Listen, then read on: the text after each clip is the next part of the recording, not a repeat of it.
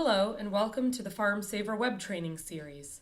Today we will be discussing the upload feature. The most efficient way to utilize Pharmsaver for purchasing is by uploading your purchase orders that you generate with your primary vendor. By doing this, Pharmsaver can analyze all of the lines of your order instantaneously and build you a recommended cart by placing items with vendors that will maximize your savings. Prior to uploading an order, pharmacies are encouraged to set up specific savings parameters in their Pharmsaver accounts. This will customize the upload experience for each pharmacy by generating certain rules that Pharmsaver will follow when building the carts. In order to set up your savings parameters, go to the Administrator panel and then Manage Account.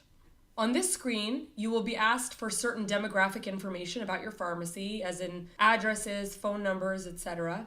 Below that, we ask for some information about your primary wholesaler. We do this only so that we have enough information to properly compare your prices with our prices. Your pharmacy will be uploading your invoice prices into Pharmsaver when you upload a purchase order, but we never want to use your invoice prices as the basis for our price comparison. We want to be comparing our prices with your net price. So we need enough information about your primary vendor agreement to be able to calculate your dead net price based on the invoice price that you upload. In order to do that, we do ask who your primary vendor is, we ask for the rebate structure that exists as part of your PVA, and we also ask if you're receiving any other discounts on brands or generics off of the invoice price, as well as the source generic discount code. And by using all of that information, we can make sure to apply the correct rebates and discounts to each item on your invoice so that we are comparing our prices with your net prices.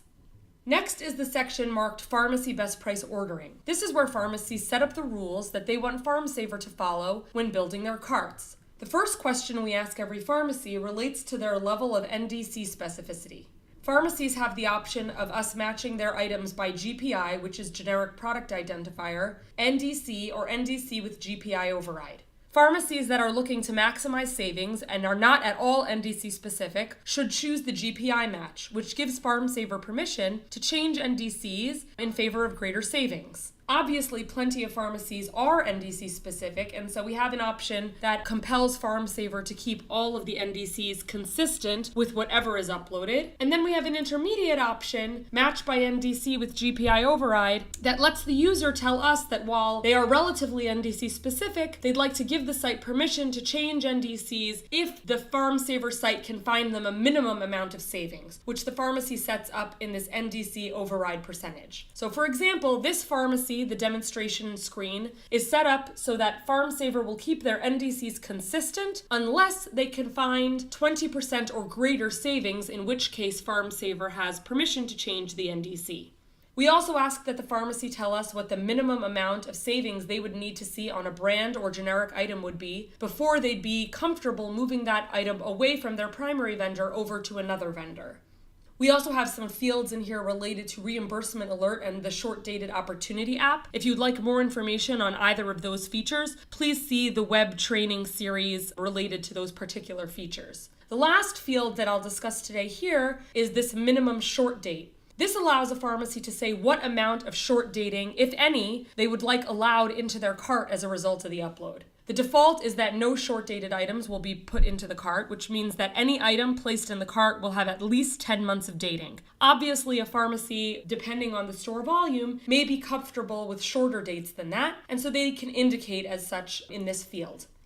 The last section here, cart checkout controls, just allows pharmacies to set an order limit on the monthly level, the daily level, which is what we call a cart, and the item level, as a way to make sure they're not diverting too much purchasing away from their primary vendor. The more information that a pharmacy gives us on this screen, the more intuitive the site will be, and that the less editing the resulting carts will require. Once the savings parameters have been set, a pharmacy is ready to upload orders. Uploading into Pharmsaver is an easy two-step process. The first step involves converting your purchase order into a file that can be saved and uploaded into Pharmsaver. The second step is uploading that file that you created into Pharmsaver to generate your cart. Let's start with the second step. Simply click on Upload PO or Files. Under Upload Type, you choose which type of file you are uploading, and you also indicate if it's an Excel file or a PDF. Once you have filled in both of those fields, you can browse for the file. You just go into your documents or wherever you have it saved, choose that file and click Upload. Your cart will be generated in a matter of seconds. The first step involved in the upload process, which is creating that file, varies depending on who the primary vendor is. When you are ready to begin uploading, you can either take a look at the tutorials on our help screen right here. If you look up uploading purchase orders in pharmacy, there are a bunch of frequently asked questions. How do I download my Kinray order? How do I download my ABC Passport order, etc.? And you could click on any of those links to get step-by-step instructions with screenshots. Or you can always reach out to us directly and we can instruct you based on where you are uploading your orders from. Thanks for tuning in to this Pharmsaver web training. Have a great day.